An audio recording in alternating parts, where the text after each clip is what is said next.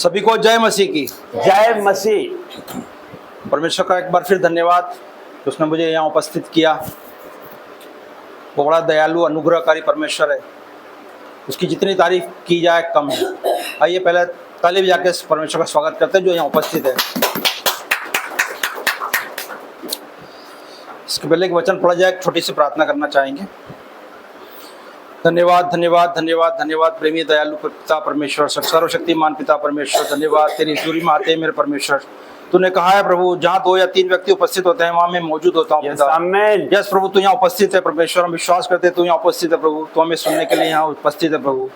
प्रभु ये वचन जो पढ़ा जाए प्रभु, ये पवित्र आत्मा के द्वारा प्रभु अगुवाई करना मेरे परमेश्वर पिता। जब ये वचन पढ़ा जाए तो सुनने वालों के प्रभु दिलों में घर करे प्रभु। शैतान और अंधकार की शक्तियाँ प्रभु इस वचन को उनसे चुराने न पाए मेरे परमेश्वर पिता। यीशु मसीह के नाम से मांगता हूँ, आमीन। निकालेंगे मत्ती अध्याय 10, पेज नंबर 17, न्यू टेस्टामेंट। आज एक अनोखी बात आप लोग सुनेंगे। प्रभु यीशु इस दुनिया में आए किस लिए आए आप लोग जानते हैं? आप लोग सब जानते हैं। प्रेम करने आए, क्षमा करने आए, ये सिखाना है हमको। प्रेम, दया, क्षमा, अनुग्रह ना, ये सब उन्होंने हमको सिखाया। लेकिन एक बात जो भी बाइबल कह रही है वो खुद कह रहे हैं अपने मुंह से। आप सुनेंगे आश्चर्य करेंगे क्या यीशु ऐसा कह सकते हैं? लेकिन परमेश्वर के पुत्र प्रभु यीशु मसीह ने कहा है खुद ऐसा। आप सुनेंगे तो चौंक जाएंगे शायद, लेकिन उसके पीछे का क्या है अर्थ? परमेश्वर कह रहे हैं तो कुछ तो अर्थ होगा ना।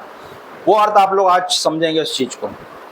निकालिए आपने 10 17 नंबर पेज, 10 उसका 34 से 36 तक पढ़े। 34 पेज नंबर 17, मत्ती 10 उसका 34 पेज नंबर 17, न्यू टेस्टामेंट। यहाँ ना समझो कि मैं पृथ्वी पर मिलाप करने आया हूँ। मैं मिलाप कराने नहीं पर तलवार चलवाने आया हूँ।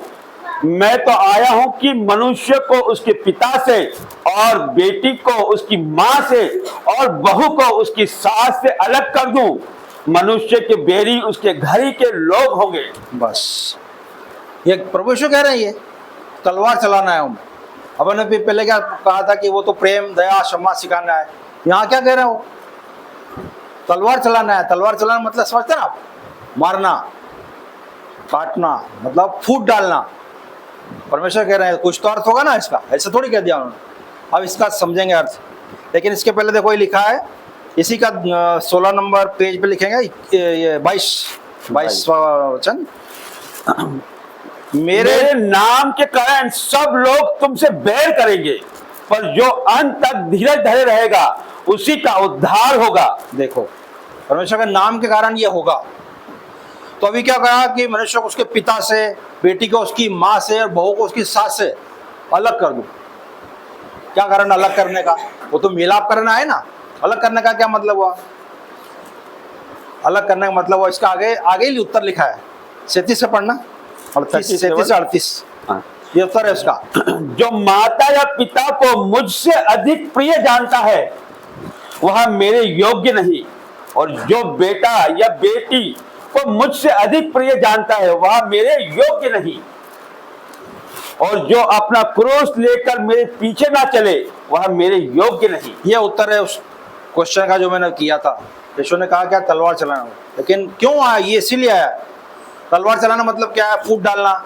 अगर एक उदाहरण है, देखो अब्राहम को परमेश्वर ने क्या कहा था? जा अपने बेटे को बलि चढ़ा दे। परमेश्वर क्या इंसानों की बलि चाहता था? कभी नहीं चाहता। वो भेड़ बकरियों बैलों की बड़ी चलती है पुराने व्यवस्थान में, लेकिन इंसान की बलि कभी नहीं परमेश्वर ने चाहा। लेकिन अब्राहम को क्यों बोला उसने? कुछ कारण था ना। जब उसने देखा कि अब्राहम तो उसके बेटे को मेरे से भी ज्यादा प्यार करने लग गया, अब्राहम का मन बेटे में लग गया, इसहाक पे बैठो, तो परमेश्वर ने कहा इसका मुझसे दूर हो गया, ये मुझसे दूर हो गया बच्चे कारण। तो उसने परीक्षा लेके जाके बलि चढ़ा दी। अब अब्राहम भी आज्ञाकारी, आज्ञा पालन का सर्वोत्तम उदाहरण है। वो चला, लेकिन परमेश्वर ने समझ लिया कि हाँ ये मेरा भाई मानता है, तो उसने बेटे को भी नहीं, मेरे से भी आर्गुमेंट भी नहीं किया कि परमेश्वर तूने एक दिया संतान, उससे वंश चलाएगा। और उसी को तू बलि चढ़ा, उसने कुछ भी नहीं कहा, सीधा लेके चल दिया। तब परमेश्वर समझ में आया कि ये तो मुझसे प्यार करता है, बेटे में नहीं है इसका मुंह, है ना। तो ये बहू सास, माँ बेटे, माँ बेटी, बेटा पिता ना, ये क्या है, परमेश्वर ने एक फूट डालने के कारण है कि ये आपस में एक दूसरे से प्यार करने लगेंगे, तो शैतान तो कब्जा करने लगा इन पे। परमेश्वर तो अलग ही हो गया, ये तो आपस में प्रेम करेंगे, बड़े प्रेम अच्छी बात है, लेकिन देखो मत्ती 22 का 37 निकालो, उसमें ये लिखा है, परमेश्वर ने क्लियर कहा, मत्ती 22 का 37।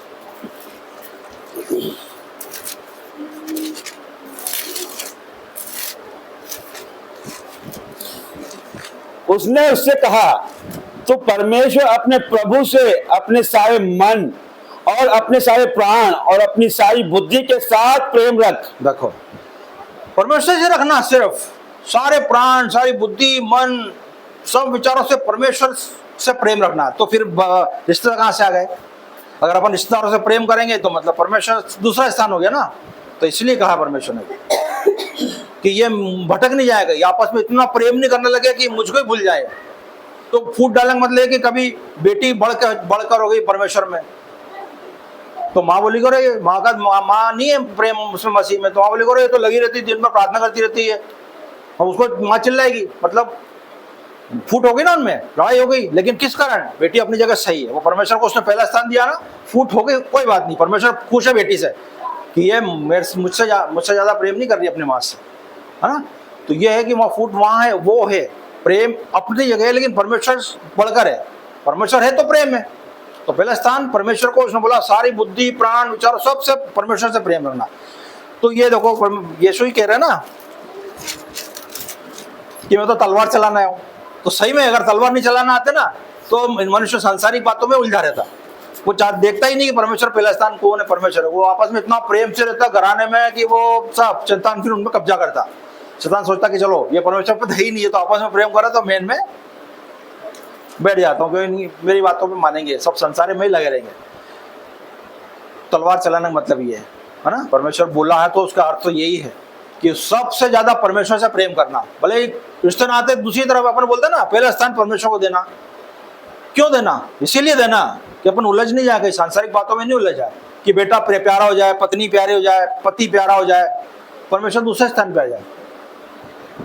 अपना सब कुछ परमेश्वर को समर्पित करो, परमेश्वर ही पहले स्थान पे होना चाहिए हमेशा।